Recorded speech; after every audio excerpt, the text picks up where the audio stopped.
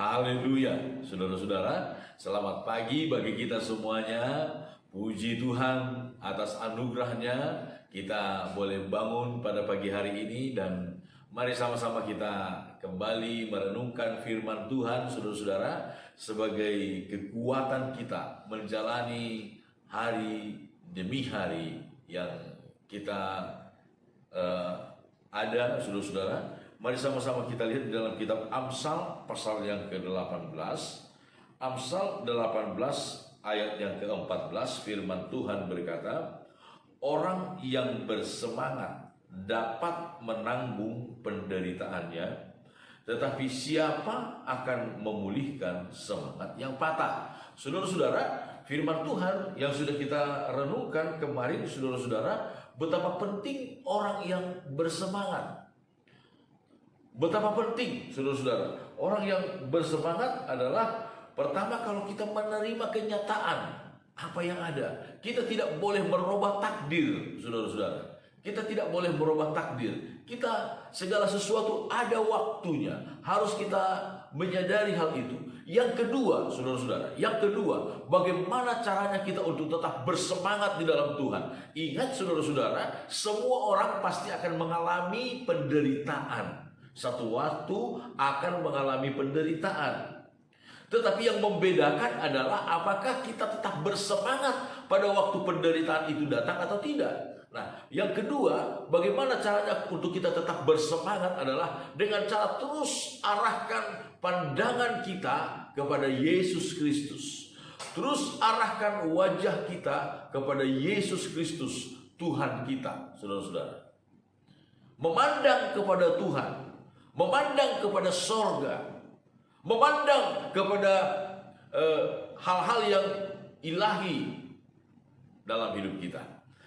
Paulus berkata di dalam kitab Ibrani pasal yang ke-12, firman Tuhan berkata ayat 1, Ibrani 12 ayat 1, karena kita mempunyai banyak saksi bagaikan awan yang mengelilingi kita, marilah kita menanggalkan semua beban dan dosa yang begitu merintangi kita, dan berlomba dengan tekun dalam perlombaan yang diwajibkan bagi kita. Ayat 2, marilah kita melakukannya dengan mata yang tertuju kepada Yesus.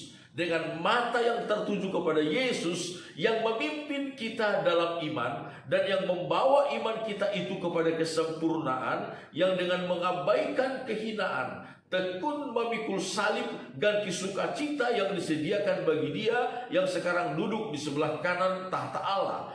Ingatlah selalu akan Dia, akan Yesus yang tekun menanggung bantahan yang sehebat itu terhadap dirinya dari pihak orang-orang berdosa, supaya jangan kamu menjadi lemah dan putus asa. Haleluya, saudara-saudara.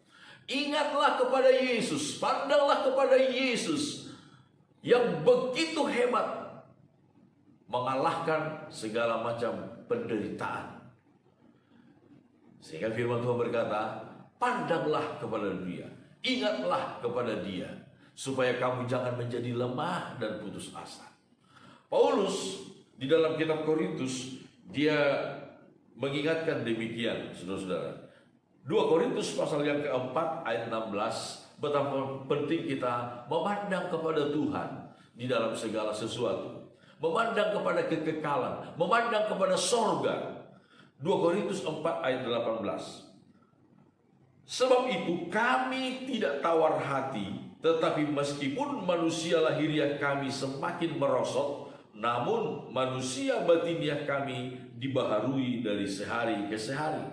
Sebab penderitaan ringan yang sekarang ini mengerjakan bagi kami kemuliaan kekal yang melebihi segala-galanya, jauh lebih besar daripada penderitaan kami. Sebab kami tidak memperhatikan yang kelihatan, melainkan yang tak kelihatan. Karena yang kelihatan adalah sementara, sedangkan yang tak kelihatan adalah kekal. Saudara-saudara, pandanglah kepada kekekalan sorga, pandanglah kepada kemuliaan sorga dalam penderitaan yang kita alami sekarang ini. Pandanglah kepada Yesus Kristus. Firman Tuhan berkata, kami tidak tawar hati. dalam segala penderitaan yang dialami. Paulus berkata, kami tidak tawar hati, sebab penderitaan ringan yang sekarang ini mengerjakan bagi kami kemuliaan kekal. Kemuliaan kekal.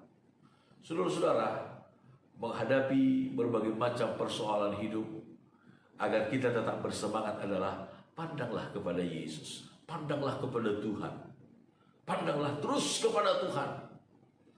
Ingatlah akan Tuhan yang telah mengalahkan berbagai macam godaan dunia, yang telah mengalahkan segala bentuk penderitaan yang paling kejam sekalipun. Pandanglah kepada Tuhan. Saudara-saudara, Alkitab berkata dengan tegas, Mazmur 73 ayat 1. Saudara-saudara, Mazmur 73 ayat 1.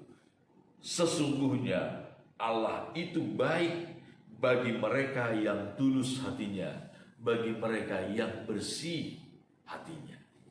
Saudara-saudara, Allah itu baik sesungguh-sungguhnya. Realitanya, saudara-saudara, Allah itu baik.